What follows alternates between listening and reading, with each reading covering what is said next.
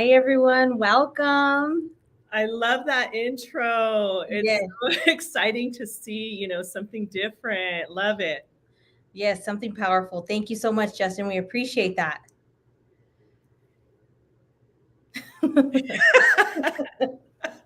I'm still like taken aback by the intro. I always Yeah, like to see their creativity come out. So yeah, thank you guys, yes, for thank doing you. that for us. And here we are, Sonia. Yes, here we are. We're gonna have some interesting talk. Yes. So thank you guys so much for joining us today. We hope that, we try to bring as much value to you. We know your time is valuable, and we hope that, just want you to learn, want you to, engage. If there's any questions or if there's anything that you would like us to talk about while we're on as well, please feel free to, you know, put it in the comments and we'll be happy to respond. And just let us know, Justin, if anyone has any questions, and we'll hopefully get those answered. But I think Jennifer and our goal today is just to talk to you about, 2024 has been a year that we probably won't be forgetting anytime soon. And we just want to share with you that, there's a lot of options and opportunities out there. It starts, in our mindset, in our service that we're providing, and how we conduct ourselves, every day in our business, is going to determine where we end up. So we just really wanted to share that with you. That, unfortunately, like I said, this year has been a little bit tougher, for most. But there is definitely some relief in sight. And we just wanted to help you set the tone for next year. So that way, you have a few weeks left to really, really, dig deep and see if any of these things that we're going to discuss can help you to bring you a more successful 2024. And I think that I love the way that you open that, Sonia, because I think that getting down to the reality of what it is that we moved through in 2023 is going to make us take a look at 2024 in a different way and become more effective. And so, I think that acknowledging, everything that happened and realizing the industry and the real estate market and where the economy is legitimately at, versus where we want it to be, and taking a look at those things that happen that are very similar to the 2008, situation that we all moved through, but what is very different about this as well? And then what can we do, to make sure that we continue to thrive in this type of market share? So I'm really, happy to have this discussion with you, because you're very, very proactive and active in the, sales market share. And you're out there and you see, exactly what is going on and what is happening. And so you can kind of give a little bit of insight, as to what agents can do to fine tune their business and to, head into next year strong, because that's the goal. We want to make sure that we take a look at what we moved through this year and then make these adjustments so that we can have a really good 2024. Absolutely. I agree. And, there's no secret, there's no magic, anything, at all. And I know that most, as entrepreneurs, we look for that. We look for what's fast, what's easy. And I can tell you, being in the business for, going into, almost 27 years, it just really has proven over and over and over again that there is no secret. There is no, pill or anything that you can take. It's definitely your mindset, making sure that you're right there and that you believe in you before anyone else will believe in you. Confidence is so important in your business. And the only way to be confident is by, knowing what, the market, is doing, and or what it's trending to do. You start hearing, you start seeing, and just kind of jumping ahead and not being afraid of it. I think that's what I hear from a lot of agents is change is scary. But in our business, we can't be scared. We have to, we're leading the way, we're leading our clients. into maybe something that they're scared. First time buyers are fearful of now a 30-year commitment. And it's so funny because I met with a client over the weekend and she says, Sonia, I just don't know that this home is where I see myself for the next 30 years. And I told her, wait, why are you in your head? Like, you don't have to be here for 30 years. Right. Look at it like this and look at it like this. And so she was like, wow, I just never thought of it like that. So I think it's important, like I mentioned, for you to be confident and for you to be there to guide, to educate, and to show different options for them to feel that you're the right person to work with. Because now, this year, not only, a lot of people just kind of slowing down and not wanting to make a move so quickly, but when we hear about, these lawsuits happening, I mean, obviously it's not in California yet, but there are people that are savvy and who are listening to the news and wondering how this is going to affect California. When is it going to be in California? So it's just important to understand it, not fear it. What could you do differently? So that way, if your client asks you, or your potential client, why should I pay you? Or why, should I not just go directly to the listing agent? What's the benefit? And I think knowing what your value is and what you're going to bring and having that ready, because you just never know when you're going to get asked that. And if you were to get asked that today, how would you respond? Are you ready to respond? And I think that you said it best. So we're going to have to move forward and show the value that we offer to clients, versus before. A lot of the time when the market is booming and things are moving, we should always be showing, the value of what we have to offer. But I think that things kind of move along a lot quicker and deals, kind of come in a little bit easier. But now I always say it's the time of the professional, and people that are doing that, they're going to thrive. And I feel like as and tell me how you feel about this, Sonia, as well. Like I said, I know you're super active out there with clients, but we need to show not only our value, but hold to certain standards. Meaning, when you're working with consumers, for me, I know I always want to hire and work with people that know what they're doing, regardless of what industry it is. And see, this is the only industry where a lot of the time we tend to sell ourselves short, meaning you don't see, people walking into a doctor office, right, and saying, well, I'd like a discount on that surgery that you're going to perform, or I'd like a discount on, whatever it is that is being done, like in the health industry and other industries. But in our industry, for whatever reason, it's very, dominant for that to happen. And I feel like we will receive the value that we put out there and that we place on ourselves. So I say it over again, like, this is a time of self-development, because the people that really, educate themselves, I'm seeing it happen. I mean, let's talk reality within the offices, because we're on here to talk reality, right? And I see it firsthand. All of the agents that are educating themselves, that are getting proactive, that are taking care of, certain things that they need to learn in order to expand their knowledge, they are thriving. And then the people that are sitting back and kind of waiting for something to happen, that gap is getting bigger in the industry. And that gap in this type of market share, because the difference, and I always like in moving through this type of market, the difference is, yeah, we had a decline in 08. This is a volume deficit that we have. Like, we have a volume crash right now, meaning there's, not enough houses to sell, not enough inventory, not enough not enough, product. And so we need to just get much more versed in what it is that we're doing and how we're showing up. So I feel like, it's just time to educate ourselves. I feel like the screen freeze, or is that just me? Are you frozen on my end, or is it frozen? I see you. You're frozen to me. Hello. We'll stop in that thought. I know. Come on, you guys. At least we could be frozen, like, on a good frame, Yeah. smiling, taking a sip of my tea. Yeah. Oh my goodness.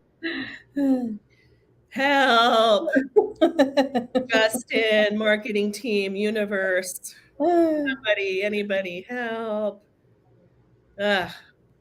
Anyway, you know what I said was, I just feel like, we're in that market, Sonia, where we have to really educate ourselves, and you can't place that, in anybody's hands, right? Like, we do offer things like every other brokerage, and everybody offers, like, there's so much out there, but you can't place your own, self-development in other people's hands. Are we going to do this the whole show, Justin? Well, maybe you should come on. Maybe that'll stop this nonsense. I wonder if it's the Wi-Fi over there. Could be. Maybe someone's gaming. Oh, they're not reading their contracts. They're gaming. Right. They're not. Yeah, they're not. Look at how sad. We're frozen. I can't see. Okay, so Marcella is asking a question. Hi, Marcella. Thank you so much for joining and tuning in. We appreciate you. So there's so many companies selling leads and have heard so many agents that are buying leads. Should we be leaning towards this aside from getting leads organically? Is this something that we can look into, sign up for as an office, share the cost and the leads so we can keep busy? Well, I think I mean, as far as I can see what Jennifer has, on her side to say, but for me as a producing real estate broker, when you're buying leads, you have to understand that you're not the only person who's purchasing these leads. So you are definitely up against other agents. So when you buy leads, you're going to definitely have to, commit to being tied to your phone, because timing is of the essence. And another thing is depending on where you're getting your leads, some of these leads aren't ready to buy or transact right now. And I'll give you an example, depending again where you get your leads from. But let's just say, for instance, I'm at home in the morning and I have a really bad argument with my husband, boyfriend, fiance, whoever, your partner, your significant other, and you're ready, you're just done. Like, you're done. It's coming to its tail end. And so as you're leaving, you decide to go on Zillow or wherever, Redfin, and look to see what it would cost you, what your value of your home is, because you're already calculating what you're going to do. Or let's just say you go on to look for rentals or whatever the case is, right? So that person is automatically now a lead.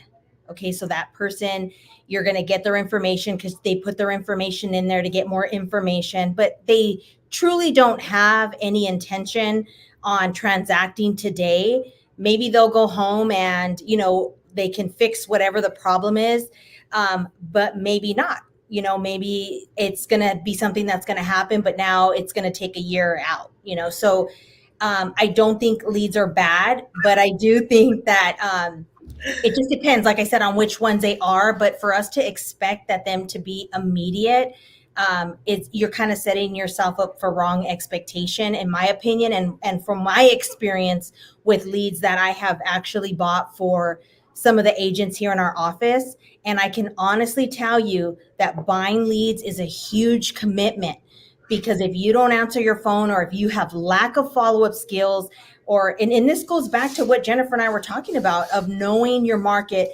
If you're not one of those agents who is going to commit to it, unfortunately, your money's going to go in the trash. So I think if you want to buy leads, you definitely have to be an agent who's going to be, you're on call, basically. You're an on-call agent, have to be ready to act immediately, and have to be knowledgeable as well, because you have to stand out amongst the other agents who are now calling this lead because they put their information into, one place, and now 5, 6, 7 agents are just blowing up their phone. So that's kind of my opinion on the leads. I think there's a lot of way to get business. I don't know how your database is, how your past clients are. If you're a new agent, I always recommend open houses, because at that point, you're getting to meet people who are interested in, buying or selling, or both. But those are, to me, better ways. I think leads sometimes are just really expensive, unless you do those leads that you don't pay until you transact. There's a lot of companies, and I can actually share with Justin the list and he can share it on Pulse of the different companies that you can sign up with to become a preferred agent. There's so many companies. I know recently I just signed up and I talked to Jennifer about it. A relocation company, find, companies that are relocating their employees. And so they're looking for agents in the area as well. Like there's a lot of different ways than to do the customary, just pay per lead.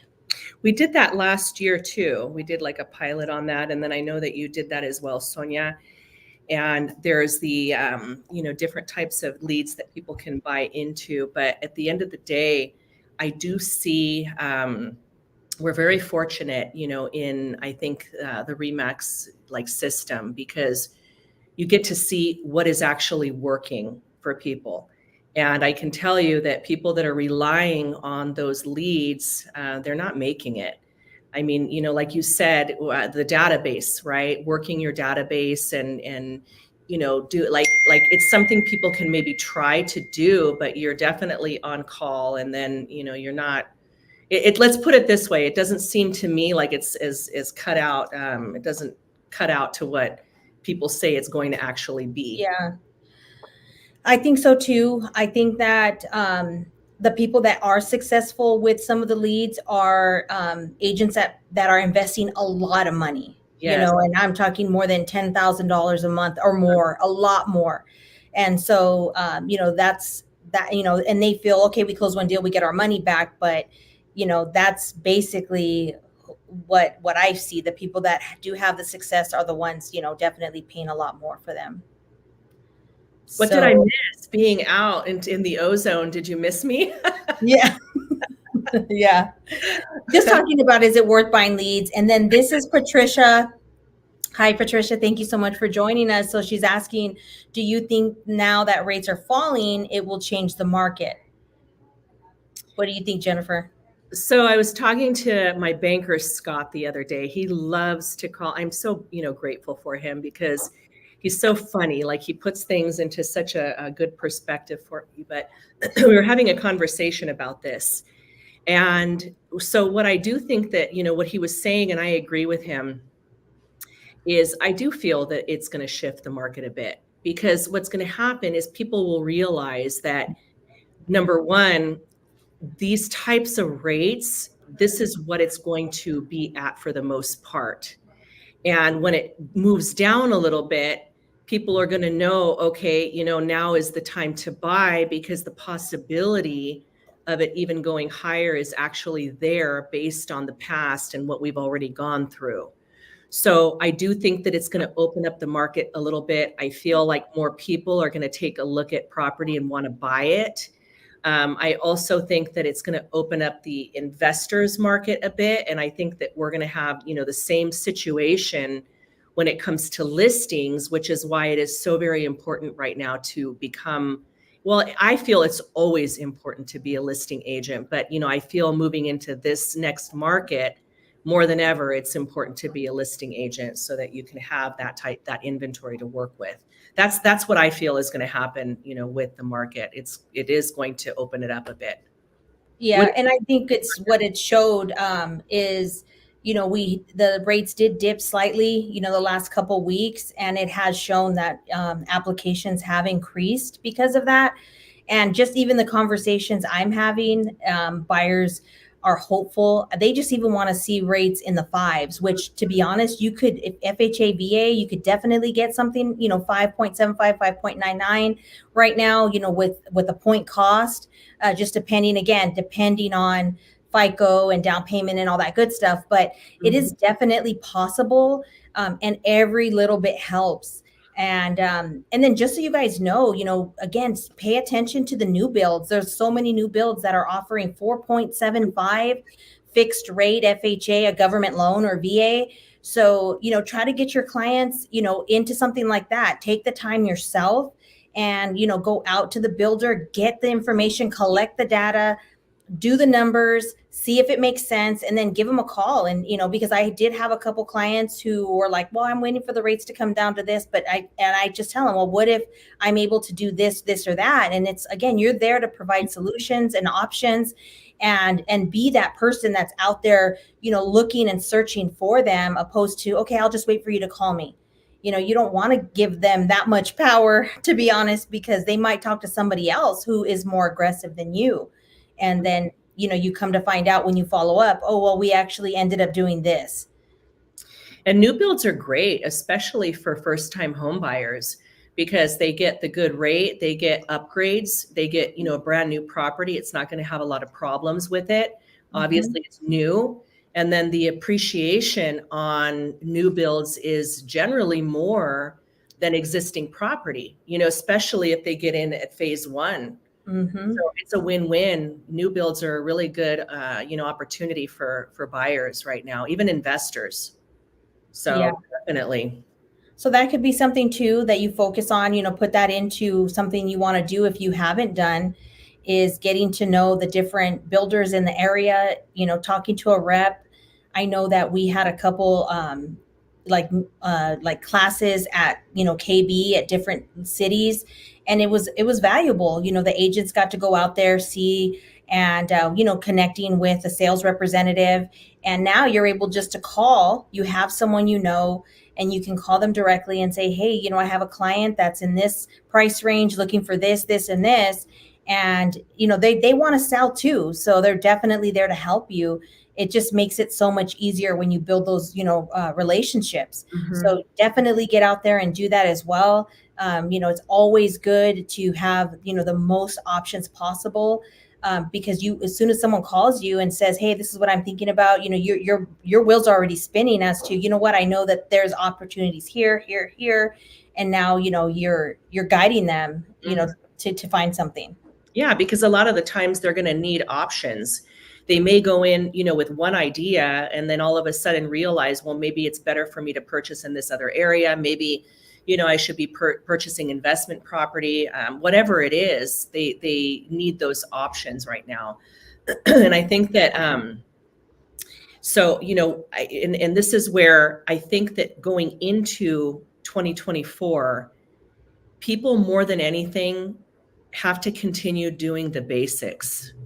And I'm seeing, a lot of people that feel as if, especially I'm noticing, let's say agents that have only been in the game a few years, they're wondering, well, what happened? Why, like, it's going to pick up, it's going to, and then not getting proactive about the reality of what it is to be a realtor, which is to be educated, to be that guide for clients and to provide, that value. Like we really have to dig into the basics nowadays versus just kind of throwing things, against the wall, hoping to get a deal in. And that goes for any arena in the real estate industry, whether it's a real estate agent, investor, broker, everything. It's just the way that the economy is right now.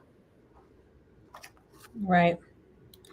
So as we were talking about, I think the importance, like you're saying, is to important for us to make sure that we are providing, the service and Interrupting. Yeah. You're honest on a StreamYard. They're talking super loud, so I was like, sorry. But no, providing service, you want to stand out. You need to look at, as a client, as a lifelong client. And not only that, they're going to refer you people, when you do something, or just like you, when you go out to a restaurant or when you go into Best Buy or whatever, you're going for the experience, because you can basically DoorDash now. You don't have to go get up off your seat anymore to go dine in. So why would you go dine in? And it's more for the experience. And same thing, if I go into Best Buy, I'm going because I'm hoping that someone's knowledgeable to help me, let's say, find a camera or a computer or whatever it is I'm looking for. But if I go in there and they don't make that experience, worth my time, where I feel like this person has no clue, or they're rude, or they're not there to help me, then I can basically go online and just, research and get what I need. And I don't have to ever go back into Best Buy. So I think it's important for you to realize that you are running a business. You are your business. So when someone calls you, what is that experience like for them? Do you call them right back? Do you, oh, they can wait, I'll call them whenever. Like, what is that? What is that? And just think about that and then look at it on the other shoe. How would you rate yourself, and would you want to work with you? Those are so important questions, just to really look and analyze ourselves. I'm going to say, I've been, guilty. There's days I don't feel like doing certain things. We're human and it's going to happen. But overall, if we expect to get repeat business, or we even expect them to finish that transaction with us, we have to show up differently. We have to show up to where they're excited to hear from us. It's not like, oh great, I'm in this transaction with this person, I can't wait to be done with. That's not a good feeling. So I want to just really stress the importance of working on your business, actively listening to your clients. What is it, the minute they say, well, I don't know if I'm going to buy right now, then you kind of turn it off and you're like, whatever. It's like, no, really listen, to what it is they're saying. Because a lot of times when my clients tell me that, I'll hang up and I'm like, okay, this is what they said. If they were to find this, or if this were to happen, then this would be a reason for them to do something. So there I am, reading between the lines, trying to bring them the value that they're truly searching for. But I just, like I said, wanted to just to share that as well. What do you think? Oh, there's a little question here. We're heading towards the new year. I start looking to update. What do you recommend for tools and technology? What do you recommend for technology, Sonia? You're great at technology. I know what I would recommend for tools. Yeah. So for technology, I definitely, learn how to automate stuff and learn how to try to touch things once and that's it. Don't touch again. And what I mean by that is whatever CRM that you're working in, or if you don't have a CRM, get one. And it doesn't matter which one, find the one that works for you, because what works for one person might not be right for the next. But find that CRM. And when I say the automation is so key, it's, inputting what is it that you're trying to do? What is it that you're trying to, or who are you trying to get? If you have sellers that you've worked with, if you have buyers, or everything, in particular, just set up systems so that way it's automated. And I'll give you an example. Like for instance, every Monday I do a video and I put it in, in Bonbon. That's where we record our videos, and I send it out to my database. So be consistent. And what it does is it automatically sends, as soon as we get a client, we input as much information as possible. We set up tasks so that way things are automated and they're done for us. And we don't have to go back and babysit, or, oh, shoot, we skipped a deadline. If you're meeting someone at an open house, let's just say, you put their information in there, it sets up, maybe you told them you would contact them in, 2 weeks or 3 weeks or whatever. You set automation so you don't forget. So for me, it's more than anything, it's not necessarily buying anything crazy. I mean, AI is huge. Definitely get to learn Chat GPT as much as you can. Learn social media. If that's what wherever your weakness is, attend those classes, get those classes in, or surround yourself with the right people who are doing what you want to do. So that way it'll help you grow in that department. There's a lot of different companies out there that provide, social media help. So, I mean, there's so many different ways you could do it. It just depends on where you're at and where you're going. But like I said, to me, the most important thing in technology is, I mean, I love my iPad. Definitely, if you don't have one, because our business is in the now. Everything's in the now. We want to know now. So I know everyone would make fun of me because I have my iPad everywhere I go, but it's because I want to be able to answer those questions immediately when someone, reaches out to me, because I know Sonia, and Sonia is, the minute my mind gets off of what someone's asking me, I forget about it and then it's too late. So I like to make everyone says, you're so fast, you respond, you do this, you do that, someone asks for comps, I do it right away, because to me, if I don't do that, then I feel like I'm of no value. And I'll give you an example. I just actually got a call a couple months ago from someone who was a referral, and he told me, you know what, Sonia, I think I'm going to try to sell my house FISBO. I'm going to be honest with you, but I just want to know what your thoughts are on my pricing. Yeah, that was kind of, like that sucks, right? But so what does that tell me? That he doesn't believe I'm worth what we charge. That's basically what he's saying. So of course I had to show him why I was worth, why did he call me? He called me for a reason. So as soon as we hung up, I sent him a bunch of information. I did a video explaining to him why he didn't want to do it on his own.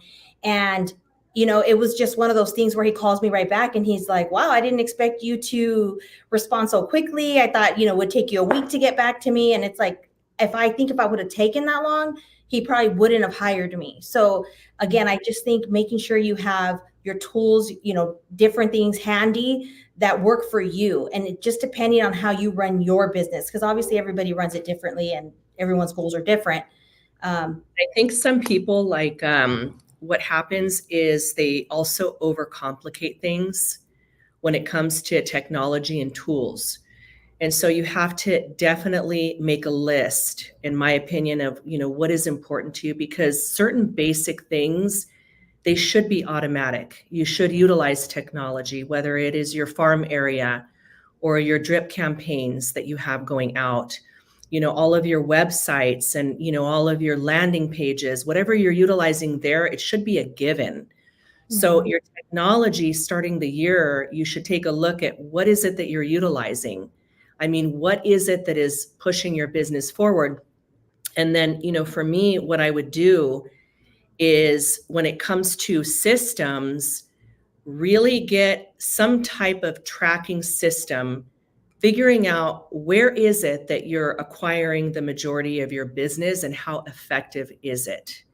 Because at the end, that's what you need to do is you've got to run your real estate business like a business. And so when you're talking technology and you're talking systems, you can have the automated systems and you can have that should be like a given. If you're in business as an agent and you're selling real estate, if you don't have like that bare minimum in place where you have at least your systems, at least your drip campaigns, at least your farm area, I mean, all of that should be like automatic. Then you can take it a step further and start to evaluate your business as a business, and where is it that you're making money? Where is it that you need to cut your expense? Like, these are all of the things that you should be doing at the beginning of the year, because and then to track your business, number wise, like what is it that you're actually making, right? People be surprised when they start to actually do their P&Ls, because that gives you, when you look at that daily, it gives you a reality of where you're at in your business. This is why I always say anybody that wants to like propel their business or move themselves, forward, you have to take that time every day to really just think and to look and to monitor and to evaluate where your business is at, because it's those habits daily that you're bringing that to your awareness. It's easy. It's so easy in real estate to say, I have no appointments today and I'm going to go take a walk, to the park, or I'm going to go shopping, or whatever it is, that you're going to, it's so easy to do that in this business. And then all of a sudden we find ourselves a week into that and really not accomplishing it. And then wondering, well, why is it that my business isn't thriving? Well, it's because you're not treating it like a business. So, I feel that those systems at the beginning of the year, it's time to clean that up. Like, it's the perfect time, at the beginning of the year, make cuts on what isn't being effective, streamline your business, implement what is, take a look at, what is making you money, put more money into that area, and then start tracking all of your numbers and what it is that you're doing and where you're getting your business. And, you're going to have a really good setup so that you can evaluate and find out what you need to do to be effective for the year. So, I want to throw that because I feel like that's part of systems as well. People focus a lot, like the technology of it, but there's still parts that we have to pay attention to, as individuals in our business, to make sure that that technology is doing its work for us. Yes, exactly. And there's, like she said, there's so many different ways. It just really depends on how you want to, manage your business. Mm-hmm, mm-hmm. What do you think of mailing postcards or informational flyers? I mean, as long as you're consistent about it, I think it's great. I know Elizabeth teaches momentum, and that's kind of something that they cover. You know, the 8 touch, where you should be touching your database or your farm or wherever it is that you're sending. But everybody wants to know what their value, what's happening in real estate. That's a given. Everybody wants to know, but they want to know from afar because they feel if they ask you a question, they owe you. And so that's just the way it is. So it's important to continuously send information, valuable information to your clients. And that's another thing you can automate as well. There's different companies. I know Corfact is a big one that you can send it monthly or every 6 months. You can set up a campaign, and it does have a lead generation, a QR code, which if they want more information or if they click on it, you'll be made aware that this person did, because every mailer, it has an individual tracking. So those are always good to invest in as well. But I do think that postcards and mailers work. It's over time. It's not something that's instant. But you definitely want to track. Tracking is so important, so that way what, like Jennifer said, what's the cost, what's your return on investment for that particular campaign, whatever it is that you're doing. But I personally believe in mailing postcards, and even there's companies, or there's kids, there's like students who will pass out flyers for you as well. I mean, or you can do it yourself too if that's something you want to do. So that way people get to see your face and get to know who you are. I think that's the key. When you're doing postcards and mailers, you're not necessarily going to get a deal instantaneously. Does it happen? Yes. But what you're doing is you're telling people who you are. You're getting them to know who you are, that you are a real estate agent or the professional of the community. That One thing, reminds me of Javier. Remember Javier when we were doing the panel? He like Montclair, right? That's yeah. what he does is like the postcards and the flyers and the drops over there, and he's always done very well with it. So it does work if you're And it's consistent, like you said. consistent. Yeah. And it's anything consistent. You can be consistent with your follow up. You're going to see the benefits there. So it's just, wherever you're going to put that effort into, it'll definitely pay off. But you just have to make sure. To me, that's why I tell agents there's so many ways to prospect. Find what you love. Mhm. Do what it is you enjoy doing. So that way you won't make excuses as to why you're not doing it. You're going to be excited to do it again, and just continue to do it. So love on your clients, whoever's in your database, have stuff set up to appreciate those that think about you, because they don't have to say your name. They don't have to give your information. They do it for a reason. So appreciate those people you know I think videos also, now that we're talking about postcards, because and it wasn't in the real estate industry, but I received a video message. And it's funny, I was actually getting a sauna of all things, right? But they sent a video message for their marketing on a follow-up. And I thought that is a really nice touch. And I know we've talked about that before as well, but utilizing, our phones and doing video messages and sending those to all of our past clients, or those to say, happy holidays, or like that personal touch. It makes a difference because it really makes you feel like you're seen and you're cared for. And I think that that's what clients are looking for. They want to feel that special touch, and they want to know that you're there for them and that you care and that you're checking in on them. Things of that nature. How can I get information for a good printer? We have a bulk mail, an actual printer. My brother would definitely know that. You could get with Mr. Jeff Puglisi, and he could give you all sorts of info on anything related to technology, or anything, computers, technology systems. Jeff will know the best product and the best price. Yeah. If you're talking about sending it out for a printer, I used to always use Costco Business Printing because it was so inexpensive and the quality was great. Unfortunately, they did away with that department. So what we've been using is Canva. Actually, we create our postcards, our flyers, or anything like that that's bulk. I mean, some stuff we'll print here in the office, but when it's bulk, we definitely send it out, and you can have it typically within 48 hours, and they print actually like at Staples or at, like Office Depot, whatever's close to you, because it knows wherever your location is, and it'll tell you you can pick it up from the printer. So I mean, Right. that's something you can look into, see if, to me, the pricing is okay. It's not, too expensive, but like I said, I haven't actually found a new place myself, because like I said, I used Costco, and unfortunately they're no longer doing that.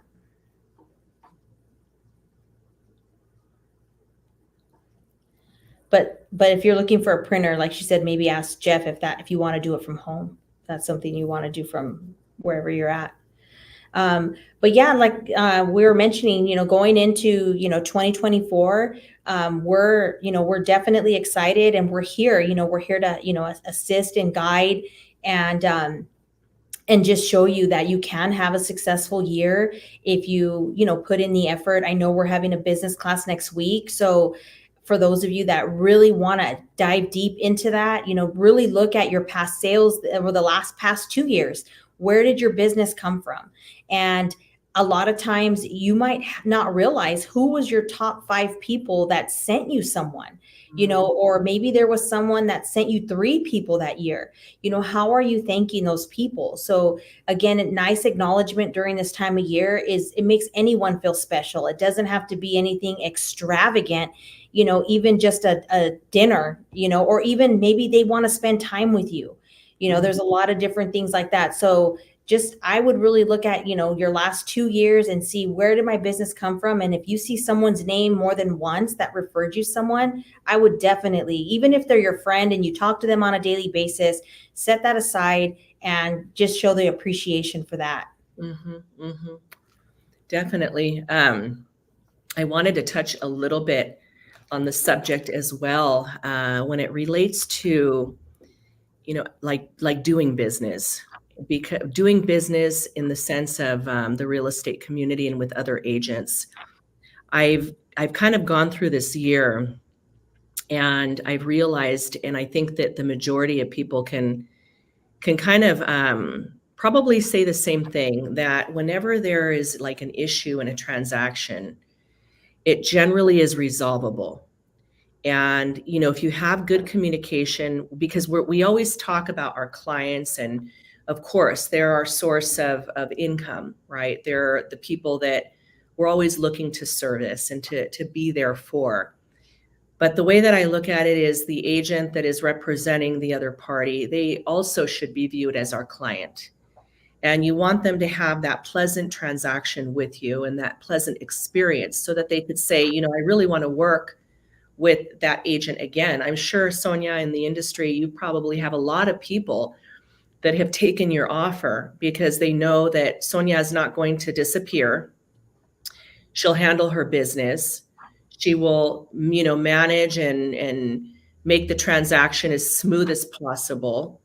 And little things like that, it actually makes, it's actually large things, because in the end, I don't know, maybe you received or you got an additional 5, 10 deals this year from agents that just say, you know what, I'm going to take Sonia's offer and work with her because I know that she's going to close that transaction. So it's really important. I think that when the market gets a little bit challenging, and transactions get a little bit more difficult to maneuver, it is very easy to fall off of that thought process and to not treat that other agent like a client. And it really does make a difference in the end. It also potentially keeps your client out of problems that could arise in the transaction, whether it is a cancellation or whatever it could be, litigation.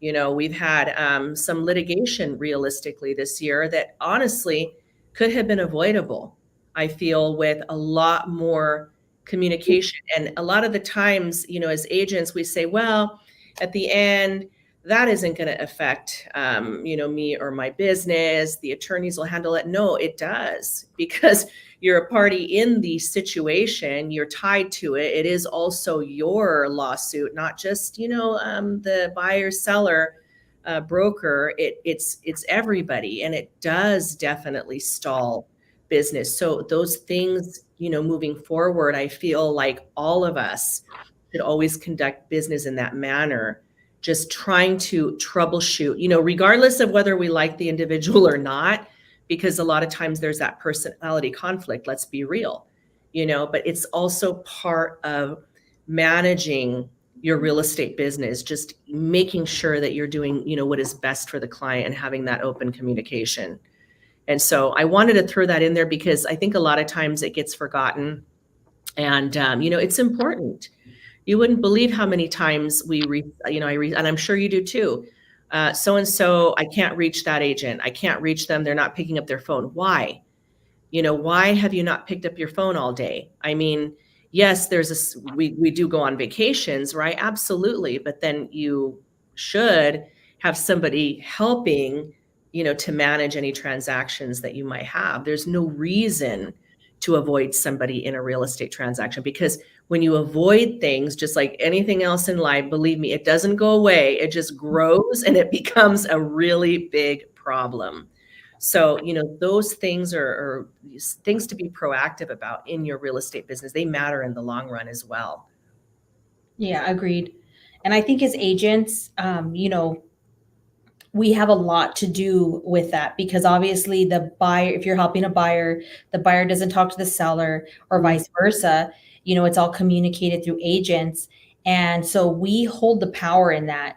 So if the agent is being rude or is being demanding or whatever the case is, it's all on how we communicate it to our client, because if we communicate it exactly like that, now it's going to create, resentment, they're going to be upset. Now they're not going to be willing to budge. So we create it sometimes. So it's important for when we're negotiating with someone that is, difficult to negotiate with, it's important for us to know what we should and how we should relay that to our client.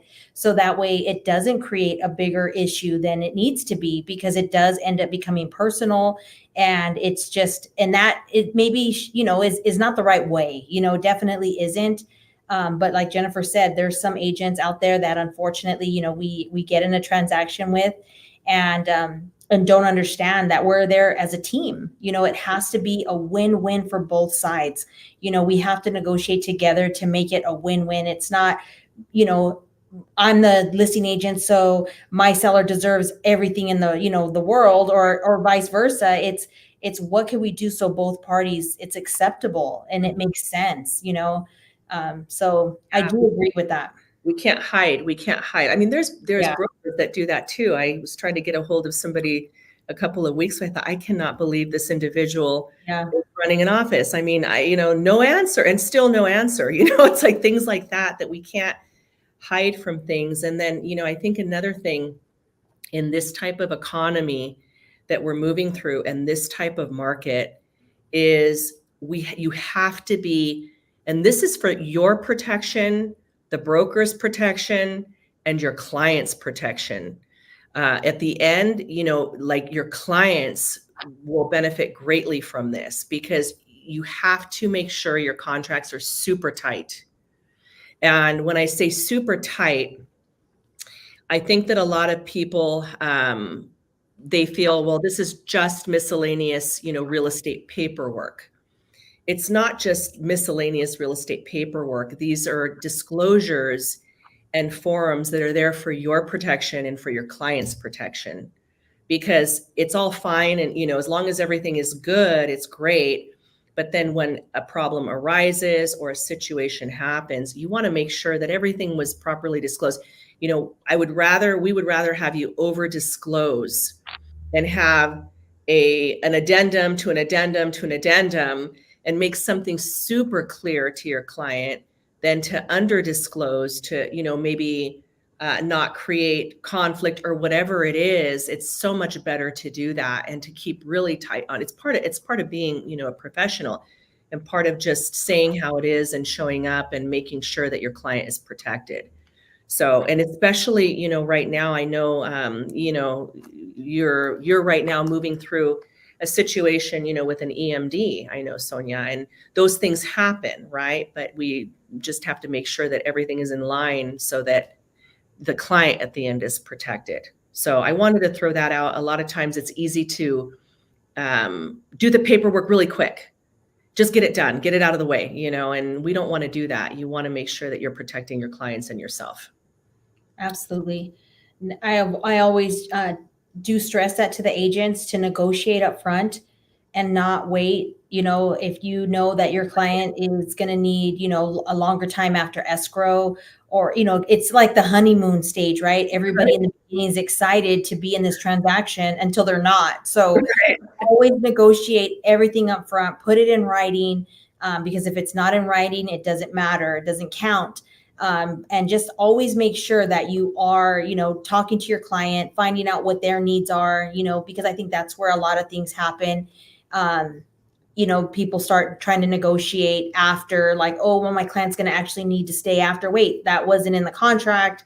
And it's like, oh, well, or there's a lot of miscommunication. That's what the addendums are there for. So anytime you are going to negotiate any type of, rent back or whatever the case is, make sure you include the addendum. Don't just put on your counter, seller to stay in property for 5 days, because then maybe that might, mean something different to your buyer who said, oh, well, I thought they were going to pay me for 5 days, or no, this or that. It just leaves it so open for misinterpretation. And that's the purpose of the SIP, is to go over all of those items so that way there's no misinformation or miscommunication. So, and that's another thing, Jennifer and I are definitely going to be getting a little bit more in depth next year with helping you to understand the contracts, and just helping you to make sure that you're covering yourself more than anything, your client and yourself, because there's nothing worse than your client saying, wait, what do you mean? I don't know the contract. You mean you didn't fill that out?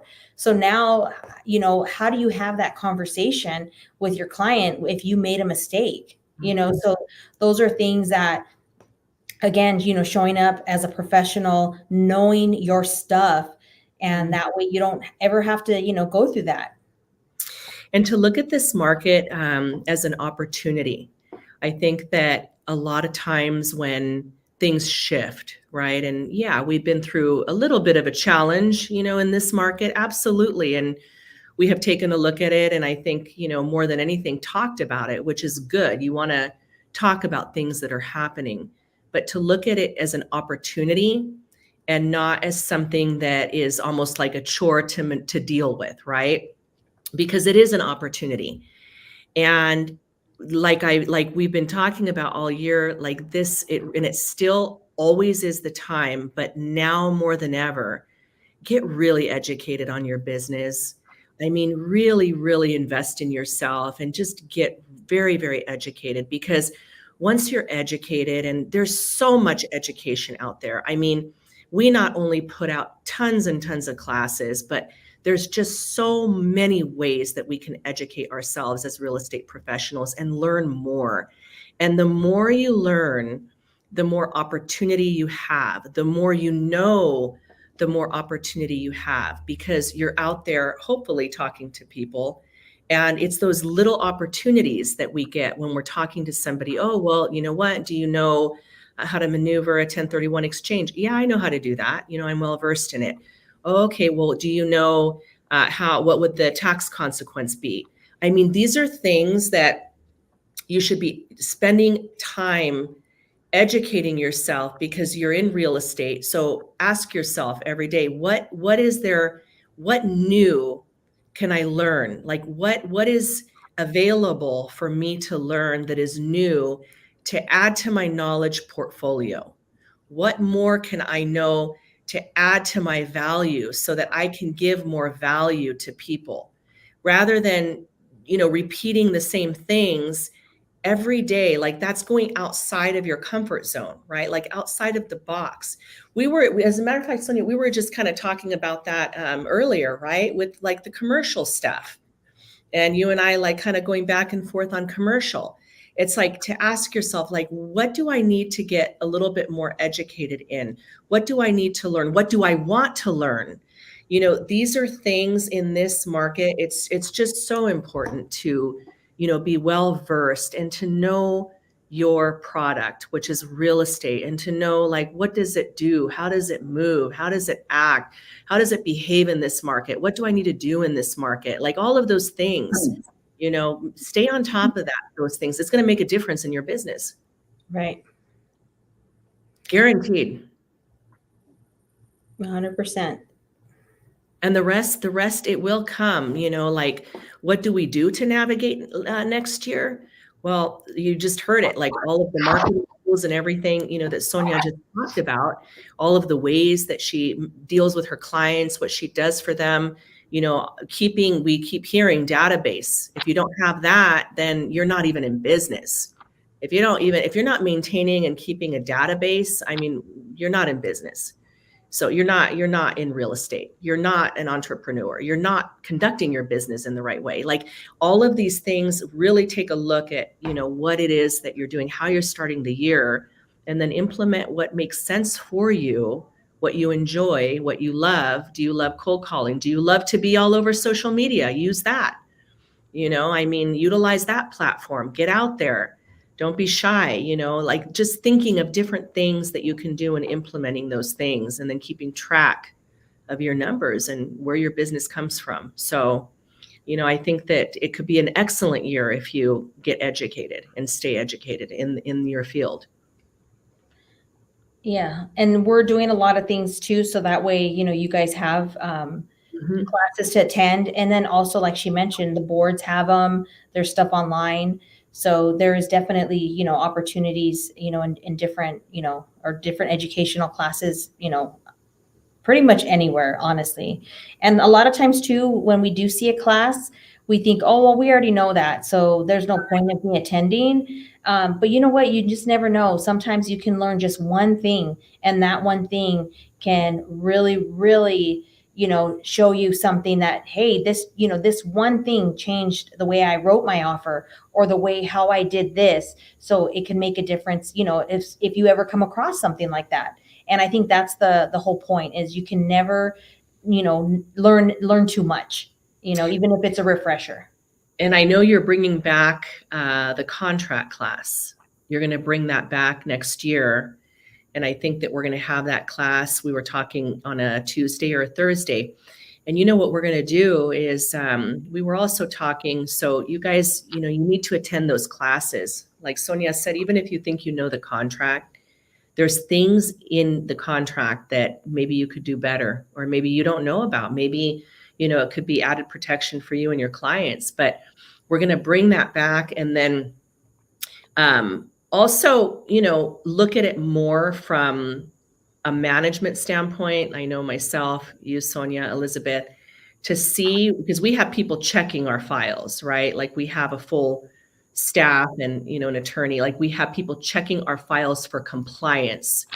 But what we want to know, and what we're going to start next year, is personally looking at how everybody is actually doing, their files. And so we can maybe call you and say, hey, we're noticing this, this, and this. It might be good that you, attend the class. Getting a little bit more proactive in that, I think that it'll assist you guys in the contracts as well. And, get involved with our classes and everything. Sonia has a wealth of knowledge when it comes to selling real estate. I mean, you're out there every day doing it, and you're constantly saying, I'm here and available to share my tools and to teach you guys. Utilize that, you guys. I mean, if somebody is doing it right in front of you, utilize that source and be open to, receiving and learning that, because you have a top producer right there, So I'm seeing over here Justin. Oh, Justin, we're like out of time. That's why Justin is Yeah, doing this. we're out of Like, time. you guys are talking too much about, about things. It says promote R4. You want to promote R4, Sonia? Tell them what we're going to be doing. So, for those of you who have been and those of you who haven't been, R4 is an amazing time to network and to meet different agents from all around the world. If you're struggling in your business, then get out there and start networking. You'll be surprised. The Remax, I'm not sure because I've never really been to any other big companies, type of event like that. But I can tell you with Remax, everybody likes to keep it in the family. So if you connect with someone from Hawaii, from, any other state, Florida, Texas, and you build those relationships with them, then, they'll definitely be top of mind if, they have someone that wants to move or relocate. Sometimes people fly out to Texas and are saying, yeah, I live in California, and I want to sell my house, but they go out there first. So guess what? That agent is saying, hey, I can find you someone. I work with another Remax agent in that area. Let me send you this lead. I actually right now have 2 referral agents from Remax, 2 deals, 2 listings that I received from a R4 agent that I met in 2019, I believe it was. And we met, kept in touch this whole time. And I am her go-to Southern California. And so again, it's so important to make those connections. She's in my database along with other agents as well, because I want them to see I'm active too. I want them to see when they send their clients to me that they're going to be taken care of. So you want to go, you want to, definitely get to meet not just us, yeah, we're going to have a night or 2 that we get to enjoy together as, our Remax Champions family, but we want you to go out there and meet other agents of, all around, get ideas. What are people doing to succeed? It's just a beautiful time to just really, you go and you realize why you're doing what you're doing, because you're surrounded by other people who love it just as much as you do and are succeeding at it. So you'll If you definitely take something home. Yeah, and if they haven't been, you have to go to R4. Mm-hmm. Just like you said, it's about networking and talking to other agents in the industry. They will give you, with the classes, enroll in the classes, you will see all of the latest technology. You will see every single tool that is out there that is effective and working. They will, have it on display. They'll have teachers teaching it. So if you haven't gone, go and educate yourselves, take those classes, and then we will have our gathering, I believe, is going to be on Tuesday of that week, right? Tuesday. We'll have a dinner for all of us champions. And Wednesday is the actual awards ceremony, where we will once again all get together and we will watch all of you guys get up on that stage. I mean, it is an amazing experience. And, it's not about the award, in my opinion. It's about what it took to achieve that award, the person that you had to be, the work that you had to do, what you had to become in order to get up on that stage and receive that award. And so I always make sure I push myself to the front of the stack of people that is on that stage. Even if I have to climb over people, I will be at the front taking your picture. It's my favorite time. And, just think of it that way, a time to, celebrate and to acknowledge everybody's hard work. So if you haven't gone, please sign up. I think all of the information is out. It is March 24th through the 28th. They're doing it the last week of March this year. And if you're going to go, make sure you take a look at the list of classes, because I know that a lot of you that were on here, you want to find out what to do next year. And I think we went over a few things, but there's nothing better than networking and attending classes that are provided by the best of the best. And you will see exactly what it is that they do in their business and be able to utilize whatever tools you want to take back with you, and whatever relationships, like Sonia said, you also foster over there. You make a lot of connections there. So make sure you guys sign up. We usually get we represent very well over there. We usually get a really good group to go. So that says a lot. A lot of people find value in it and they like to get together as a team. So register. We'll make sure that we push that out so that you guys don't miss that. Yeah, make your reservation now. Our Remax does have a discount code for the rooms, and so that way you can, stay in the hotel. Is it Mandalay Bay? Is that where it is? Mandalay this year. Yeah, we were at MGM last year, so I like Mandalay. Yeah. It's gonna be So nice. your rooms, get everything situated, and treat yourself to a great week of, you'll come back feeling great, overwhelmed sometimes, but just put into work what you will use. You don't have to try everything. So, Exactly. With but that yeah, but said, you can do the honors of closing it out, Sonia.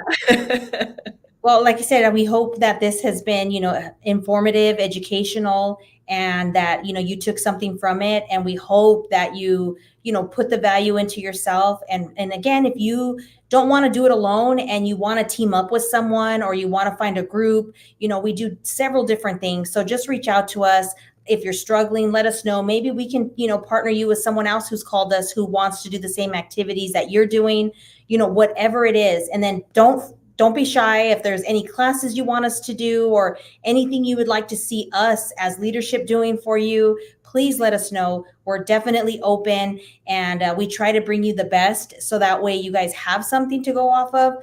But again, there could be things that we're not thinking of. So definitely reach out to us, let us know. And, we're excited. Next week, don't forget our business building for 2024 class. And I'm sure Justin will put that out. I think it's next Tuesday, but we're excited. So we hope to see you guys there. Thank you, guys. Have a good one. Thank you, Sonia. You're welcome. See you guys soon.